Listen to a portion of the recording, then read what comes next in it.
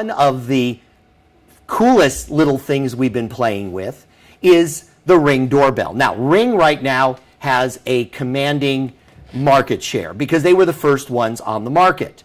But other companies such as Nest and even some third-party companies, and I'm starting to see some movement in the networking arena, companies that are very good at doing networking coming into this market space.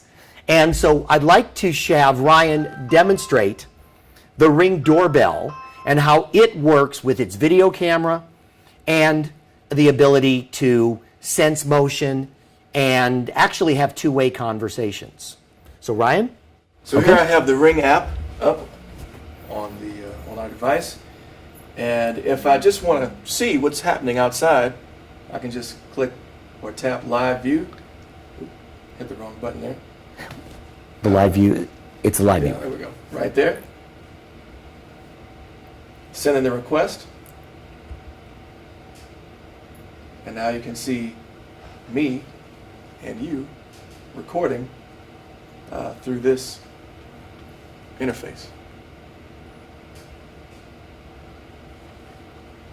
Also, if we want to talk, let's just say we are not at home, but there's a delivery man that we see out on our front door, maybe a contractor or someone else who we're not sure who they are, but the motion detector sensed that person.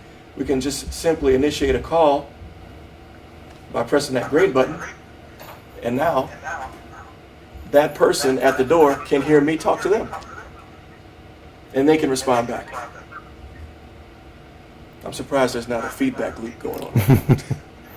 And then when we want to end the call, we just hit the red button on our tablet or our mobile device to end it.